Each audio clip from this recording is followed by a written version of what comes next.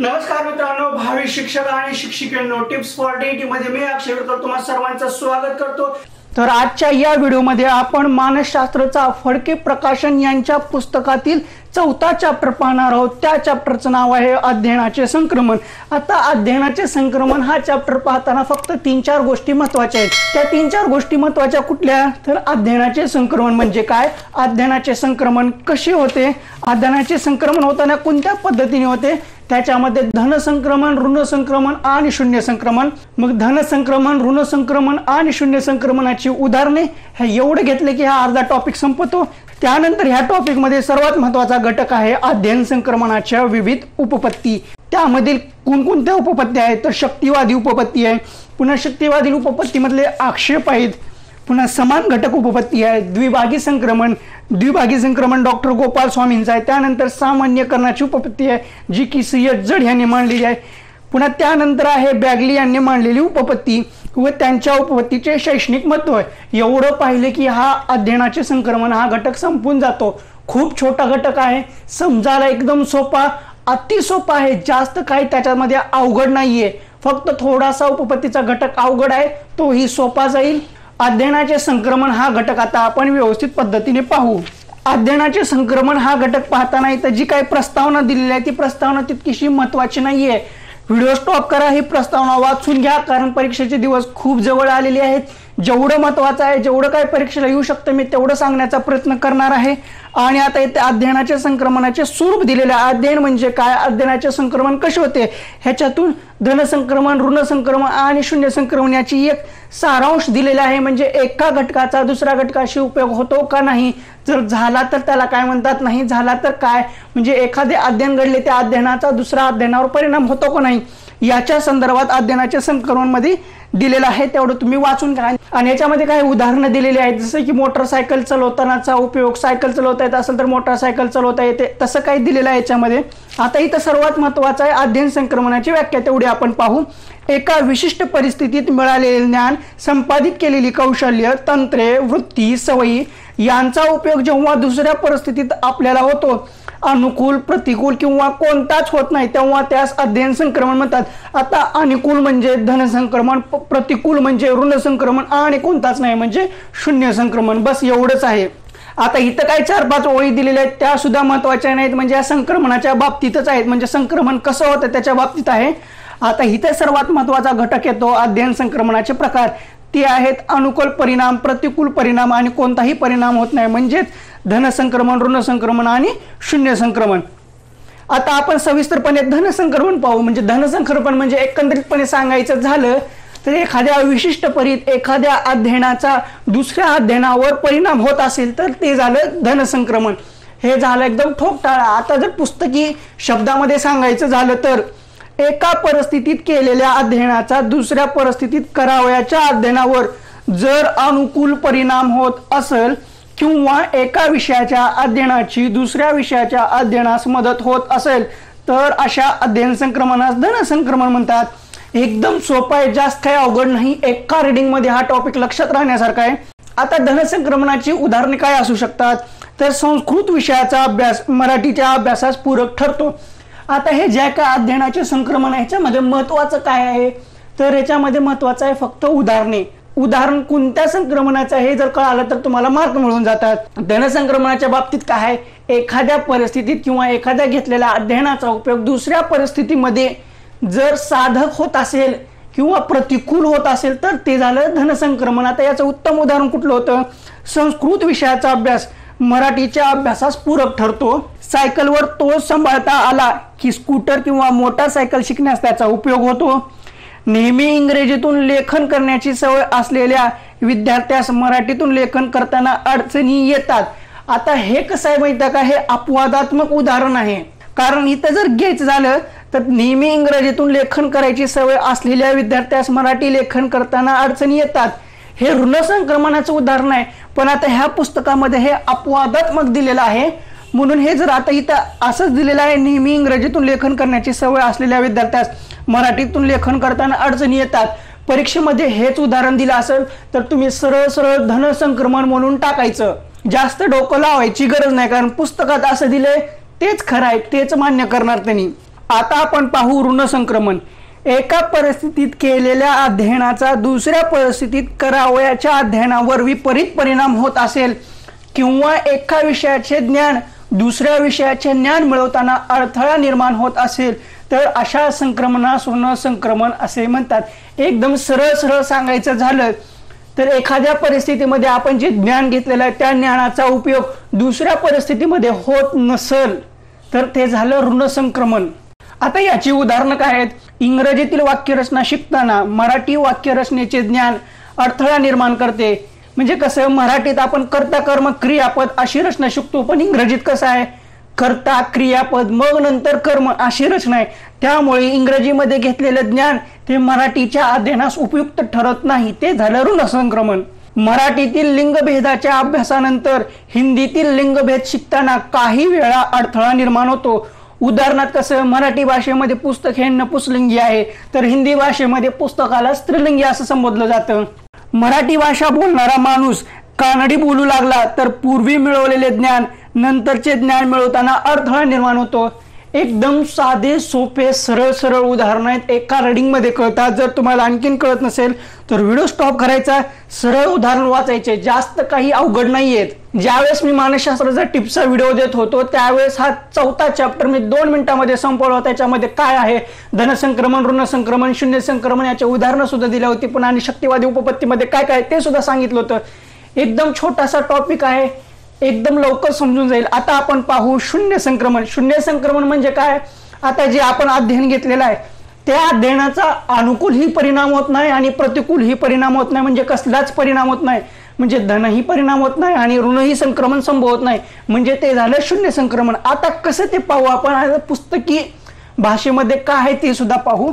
दोन्ही परिस्थिती अगदी भिन्न असतील, एका परिस्थितीतील अध्ययनाचा दुसऱ्या परिस्थितीतील अध्ययनावर अनुकूल अथवा प्रतिकूल कोणताच परिणाम होत नाही, त्यावेळी त्या प्रकारच्या संक्रमणास शून्य संक्रमण असे म्हणतात।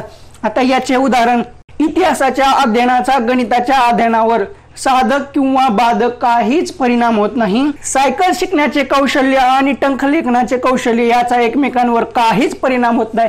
आता सायकल शिकण्याचे कौशल्य आणि टंकलेखन शिकण्याचे कौशल्य याचा काही ताळमेळच नाही, याचा काही संबंधच येत नाही।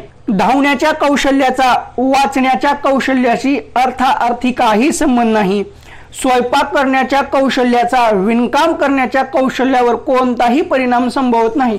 एकदम साधे सोपे उदाहरण आहेत, समजून जातात। जर तुम्हाला आणखीन समजत नसेल तर तुम्ही व्हिडिओ स्टॉप करा, विधानं वाचून घ्या, कारण असेच उदाहरणं परीक्षेमध्ये विचारले जातात आणि विचारतात की हे धनसंक्रमणाचं उदाहरण आहे का ऋणसंक्रमण आहे का शून्य संक्रमण आहे। आता आपण अध्ययनाचे संक्रमण या घटकातील सर्वात महत्त्वाचा घटक पाहणार आहोत, तो आहे अध्ययन संक्रमणाच्या विविध उपपत्ती। या अगोदर आपण उपपत्ती कुठं पाहिल्या, दुसऱ्या चॅप्टर मध्ये पाहिल्या, त्यानंतर आपण तिसऱ्या चॅप्टर मध्ये पाहिला। खरं तर तो तिसरा चॅप्टर नव्हता, फडके प्रकाशनच्या पुस्तकातील तो 6वा चॅप्टर होता, पण आपण उपपत्त्यांना एक लिंक लागाव, एक सलगपणा यावा म्हणून आपण तो घटक अगोदर घेतला होता। त्यानंतर आता आहे शक्तिवादी उपपत्ती। 19व्या शतकात मानसिक शक्तींनी मानसशास्त्रावर आपला फार मोठा पगडा बसविला। त्या काळात अशी समजूत होती की आपल्या मनाची तर्क, अवधान, स्मरण अशी स्वतंत्र केंद्रे आहेत। व्यायामामुळे स्नायू ज्याप्रमाणे बळकट होतात त्याचप्रमाणे मनाच्या शक्तींना स्वतंत्रपणे वळण लावता येते। मग कोणत्याही परिस्थितीत या बळकट शक्तींचा उपयोग करता येतो, मानसिक शक्तींचा स्वतंत्रपणे विकास करता येतो गृहीत धरल्यामुळे त्या काळात गणित, तर्कशास्त्र, व्याकरण, भाषाशास्त्र, लॅटिन यांसारख्या विषयांना महत्त्व प्राप्त झाले। ठराविक विषयांच्या अभ्यासाने मानसिक शक्तींचे चांगले नियम म्हणून त्यांना योग्य वळण लावले। ह्या ज्या काय ओळी आहेत त्या आतापर्यंत परीक्षेमध्ये विचारलेल्या गेल्या नाहीत, फक्त शक्तिवादी उपपत्ती कशा संदर्भात आहेत त्या संदर्भात आहेत, त्यामुळे ह्याच्यामध्ये समजून सांगण्यासारखं काही नाहीये, एकदम सरळ सरळ ओळी आहेत, फक्त एकदा ऐकल्या तरी पुष्कळ आहे। मानसिक शक्तीचा एकदा विकास झाला की अध्ययन संक्रमण आपोआप घडून येते अशी पूर्वीची समजूत होती। ही उपपत्ती शक्तिवादी उपपत्ती म्हणून ओळखली जाते। जोपर्यंत शक्तिवादी उपपत्तीचा प्रभाव होता तोपर्यंत शालेय अभ्यासक्रमात लॅटिन, भूमिती, व्याकरण या विषयांना महत्त्वाचे स्थान होते। आता इथं कदाचित परीक्षेमध्ये प्रश्न विचारला जाऊ शकेल, कारण एवढी एकच ओळ महत्त्वाची ह्याच्यामध्ये, शक्तिवादी उपपत्तींचा प्रभाव होता तोपर्यंत शालेय अभ्यासक्रमात कोणत्या विषयांना महत्त्वाचे स्थान होते, तर लॅटिन, भूमिती आणि व्याकरण। हे विषय मानसिक शक्तींना वळण देण्यास सामर्थ्य असल्यामुळे विज्ञानासारख्या अत्यंत उपयुक्त विषयांना अभ्यासक्रमात स्थान नव्हते. कोणत्या विषयाला अभ्यासक्रमात स्थान द्यायचे हे ठरविताना मानसिक शक्तींना वळण देण्याचे सामर्थ्य त्या विषयात आहे की नाही हा निकष लावला जाईल. त्यामुळे अन्य विषयांची उपयुक्तता गौण मानली जाईल. आता आपण पाहू शक्तिवादी उपपत्तीवरील आक्षेप. आक्षेप का घेतले आहेत, कशामुळे घेतले आहेत, फक्त एवढी जनरल माहिती आहे. याच्यावर आतापर्यंत तेवढं काही विचारलं नाही. फक्त याच्यातले 3-4 विधानं महत्वाचे जे की विचारले जाऊ शकतात. आता आपण पाहू. अनुशीलनाने मानसिक शक्तींना वळण लागते व एकदा असे वळण लागले की अध्ययन संक्रमण होते. याचे पुरावे व्यवहारात मिळत नाहीत. वेदातील ऋचा पाठ केल्या की गणितातील सूत्रे पाठ होतील असे मुळीच नाही. आता इथं कदाचित असं उदाहरण दिलं जाऊ शकल की वेदातील ऋचा पाठ केल्या की गणितातील सूत्रे पाठ होतात, तर पाठ होत नाहीत. त्यामुळे मानसिक शक्तींना वळण लावण्याच्या बाबतीत केवळ परिश्रम पुरेसे ठरत नाहीत. ही गोष्ट सूर्यप्रकाशा एवढी स्पष्ट झाली. 19व्या शतकाच्या अखेरच्या दशकापर्यंत अध्ययन संक्रमणावर अनेक शास्त्रज्ञांनी प्रयोग केले. आधुनिक मानसशास्त्रज्ञानाचा जनक विल्यम जेम्स याने पहिला प्रयोग केला. आपण जनकमध्ये दिलेलं होतं त्याच्यामधलंच हे उदाहरण आहे. आधुनिक मानसशास्त्राचा जनक विल्यम जेम्स याने पहिला प्रयोग केला. विधान परीक्षेला येऊन गेलो होतं. अध्ययनाने पाठांतर शक्ती कितपत सुधारते हे पडताळून पाहण्याचा त्याचा उद्देश होता. या प्रयोगात 5 प्रायोज्य होते, त्यापैकी जेम्स हा एक होता. आता इथल्या ओळी महत्वाच्या आहेत. ओळी महत्वाच्या पेक्षा काही फक्त विधान महत्वाचे ते पाहू. व्हिक्टर ह्युगोच्या सटायटर या फ्रेंच काव्यातील 158 ओळी रोज काही वेळ देऊन पाठ केल्या. त्यासाठी त्याला 132 मिनिटांचा वेळ लागला. कुणाला? विल्यम जेम्सला. ही त्याची पूर्व चाचणी म्हणजे प्री टेस्ट झाली. त्यानंतरच्या पाठांतराचा सराव व्हावा म्हणून रोज 20 मिनिटे याप्रमाणे 38 दिवस त्याने अंधकवी मिल्टन पॅराडाईस लॉस्ट हे इंग्रजी काव्य पाठ केले. हा त्याच्या प्रशिक्षणाचा भाग होता. आता इथं विचारलं काय जाऊ शकतं, तर सटायटर हे कोणतं काव्य होतं, तर हे फ्रेंच काव्य होतं. आणि हे कुणाचं होतं, तर व्हिक्टर ह्युगोचं होतं. त्यानंतर कवी मिल्टनचं काय होतं, पॅराडाईस लॉस्ट हे इंग्रजी काव्य होतं. आणि हे पाठ करण्यासाठी कोण घेतलं होतं, तर विल्यम जेम्सने घेतलं होतं. बस एवढंच. ह्याच्या बाहेर ह्याच्यामध्ये विचारण्यासारखं काही नाही. आता इथं 5-6 ओळी आहेत, तितक्याशा काही महत्वाच्या नाही. त्यानं काय प्रयोग केला, किती ओळी घेतल्यानंतर त्याला पाठ झालं, पुन्हा दुसरं घेतल्यानंतर काय झालं, तेवढंच आहे. ते परीक्षेला विचारत नाहीत. आता त्याचा जो सार आहे तो इथं महत्वाचा आहे. शब्दपाठ करणे, गुणाकार करणे, वस्तूंचे वजन आजमावणे, रेषाखंडांची लांबी न मोजता ओळखणे, विशिष्ट अक्षरे खोडणे यासंबंधी प्रयोग थॉर्नडाईक, वुडवर्थ आणि क्लाइन यांनी केले. आता आपण पाहू समान घटक उपपत्ती. थॉर्नडाईक या मानसशास्त्रज्ञाने आपल्या प्रयोगाच्या आधारे समान अंश उपपत्ती मांडली. लक्षात घ्या, थॉर्नडाईक या मानसशास्त्रज्ञाने त्याच्या प्रयोगाच्या आधारे समान अंश उपपत्ती मांडली. पण त्याच्यामध्ये वुडवर्थनं काही बदल केला. वुडवर्थ हा थॉर्नडाईकचा सहकारी होता. त्याने समान अंश उपपत्ती जे की थॉर्नडाईक यांची आहे त्याच्यामध्ये काय बदल केला, तर अंश या शब्दाऐवजी घटक हा शब्द सुचविला. म्हणून ही उपपत्ती समान घटक उपपत्ती या नावाने ओळखली जाते. आता समान अंश उपपत्ती कोणाची आहे, थॉर्नडाईकची. आणि समान घटक उपपत्ती हे नाव कोण सुचविले असं जर विचारलं तर वुडवर्थ एवढं लिहायचं.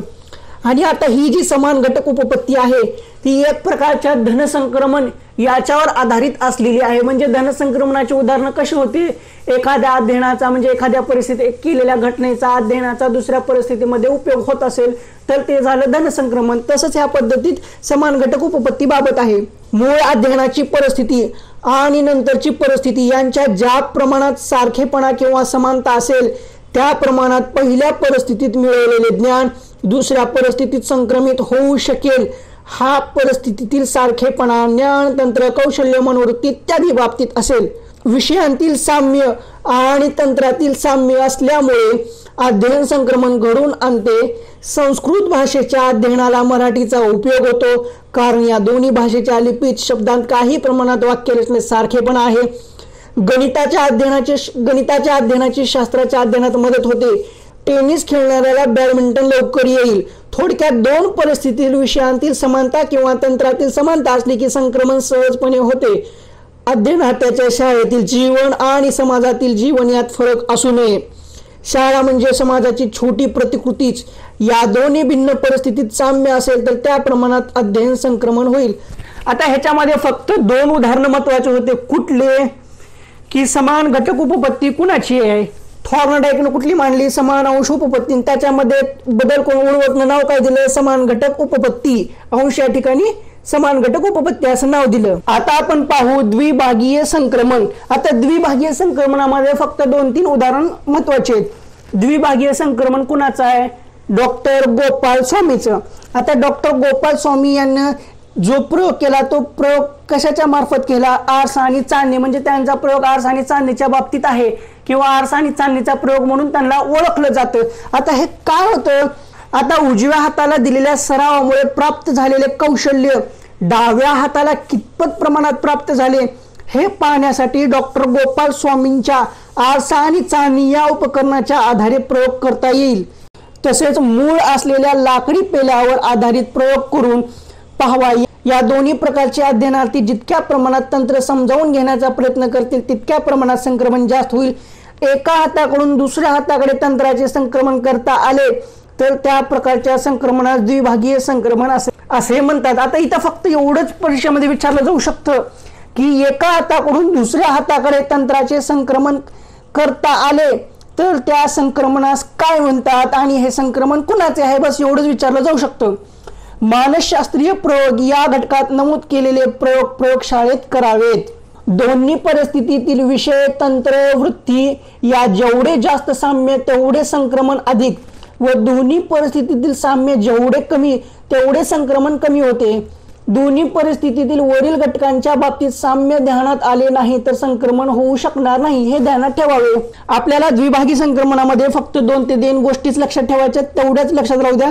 द्विभागी संक्रमण म्हणजे काय, कोणाचे आहे आणि त्यांचा प्रयोग कशावर होता? आरसा आणि चांदणी. बस. आता आपण पाहू सामान्यकरणाची उपपत्ती जी की CH जड यांची आहे. या प्रयोगाच्या बाबतीत सुद्धा असंच आहे. या प्रयोगामध्ये काय माहिती का, आपण सुरुवातीपासून एक प्रकारचे त्रिकोण काढायला शिकलो होतो. त्रिकोणामध्ये आपण सुरुवातीपासूनच काय देतो? ABCPQR आपला पाया खाली असतो. प्रत्येक त्रिकोणामध्ये तसंच असतो. पण आपण ज्यावेळेस वेगळा त्रिकोण काढतो किंवा उलटा त्रिकोण काढतो, आडवा त्रिकोण काढतो त्यावेळेस पाया दुसरीकडे असतो, त्यावेळेस मुलं खूप गोंधळून जातात. हाच आहे त्यांच्या प्रयोगाचा सार. आता आपण सविस्तर पाहू. सामान्यकरण प्रक्रियेमुळे संक्रमण शक्य होते असे CH जड यांनी म्हटले आहे. CH जड यांच्या उपपत्तीनुसार अध्ययन परिस्थितीचे विश्लेषण करून त्यांतील तत्व समजावून घेतले तर अध्ययन संक्रमण होते. आता CH जड यांनी केलेले 2 प्रयोग आहेत. ते 2 प्रयोग परीक्षेला विचारले जात नाहीत. प्रयोग काय होता तो सुद्धा विचारला जात नाही. एवढंच विचारलं जातं की CH जड यांची उपपत्ती कुठली आणि त्या उपपत्तीचा सार काय आहे, त्याचे फायदे काय, त्याचे तोटे काय आहेत. आता व्हिडिओ स्टॉप करून तुम्ही हा प्रयोग वाचून घेऊ शकता. आता हे आकृतीच्या बाबतीत आकृत्या दिसत आहेत. मी सुरुवातीला जसं सांगितलं होतं त्याच आकृतीच्या बाबतीत हे सांगितलं होतं मी. आता ह्या उपपत्तीतील काही विधान महत्वाचे आहेत ते पाहू आपण. अभ्यास करताना विश्लेषण, तत्व शोधून काढणे, सामान्यकरण करणे यावर अध्ययन संक्रमण अवलंबून आहे. अध्ययन करताना विश्लेषण, तत्व शोधून काढणे, सामान्यकरण करणे यावर अध्ययन संक्रमण अवलंबून आहे. यांत्रिकपणे शिकल्यास अध्ययन संक्रमण होत नाही. लक्षात घ्या, यांत्रिकपणे शिकल्यास अध्ययन संक्रमण होत नाही. अध्ययनार्थ्याला गणिताचे शिक्षक लघुकोन नेहमी आकृतीत 1 मध्ये काढल्याप्रमाणे शिकवतात. मधील कोण लघुकोन असून ही अध्ययनार्थी तो कोण लघुकोन आहे की नाही हे मान्य करत नाही. मग मी जे उदाहरण दिले होते ना त्रिकोणाच्या बाबतीत, तसंच हे कोणाच्या बाबतीत सुद्धा तसंच उदाहरण आहे. आता इथे एक ओळ परीक्षेला विचारली गेली होती, कुठली ते पहा. शिक्षक अध्ययनार्थ्याला यांत्रिकपणे शिकवितात. अध्यापनात तुटकपणा असतो. सामान्यकरणावर भर देत नाहीत. यामुळे अध्ययन संक्रमण होण्यात अडथळे निर्माण होतात. अध्ययन संक्रमण होत नाही. अध्ययन संक्रमण कशामुळे होत नाही याच्या संदर्भात विचारलं गेलं होतं. आपण ज्या काही पूर्वी उपपत्त्या पाहिल्यात त्या जितक्या हार्ड होत्या तितक्या हार्ड नाहीयेत आणि ह्याच्यामध्ये जास्त काही विचारलं नाहीये. फक्त ही उपपत्ती कुणाची होती, कशावर आहे, बस एवढंच आहे. आता ह्याच्यामध्ये एक उपपत्ती सगळ्यात महत्वाची आहे आणि या उपपत्तीचं शैक्षणिक महत्व सुद्धा खूप आहे. बॅगले यांनी मांडलेली उपपत्ती. बॅगले यांनी कुठली उपपत्ती मांडली होती? खरंच ही उपपत्ती खूप महत्वाची आहे. आपल्या समाजामध्ये जे लोक वावरतात, राहतात त्यांच्याशी संबंधित आहे. म्हणजे ही उपपत्ती वाचल्यानंतर, ऐकल्यानंतर तुम्हाला समजून येईल ती उदाहरणं कशी आहेत ती. नुसते एखादे तंत्र आत्मसात करून खऱ्या अर्थाने अध्ययन संक्रमण होत नाही असे बॅगले यांनी म्हटले. लक्षात घ्या, बॅगले काय म्हणतात, नुसते एखादे तंत्र आत्मसात करून खऱ्या अर्थाने अध्ययन संक्रमण होत नाही असे बॅगले म्हणतात. त्यांचं म्हणणं काय किंवा त्यांचं मत काय, सामान्यकरण तर आवश्यक आहेतच, पण ते ध्येयनिष्ठपणे केले गेले पाहिजे. एखादी कृती सहेतुक व ध्येयनिष्ठ असेल तर अध्ययन संक्रमण ची मूल्य वाढते. आता सहेतुक ध्येयनिष्ठ ही उपपत्ती कोणाची आहे? बॅगले यांची, असा प्रश्न विचारला गेला होता. आपण अनेक तत्वांचा अभ्यास करतो, त्यातील आपणा जी तत्वे पटतील त्याचा स्वीकारच करतो. बरोबर आहे ना? आपल्याला ज्या गोष्टी आवडतात, ज्या गोष्टी आपल्याला मनाला पटतात त्याच गोष्टींचा स्वीकार आपण करतो. हे करीत असतात त्या संबंधी आपली ध्येयनिष्ठता किती आहे त्यावर अध्ययन संक्रमण अवलंबून आहे असे बॅगले यांनी म्हटले आहे. प्रामाणिकपणा किंवा कर्तव्य दक्षता ही तत्वे आपणास मान्य आहेत, पण त्यावर आपली अढळ निष्ठा नाही.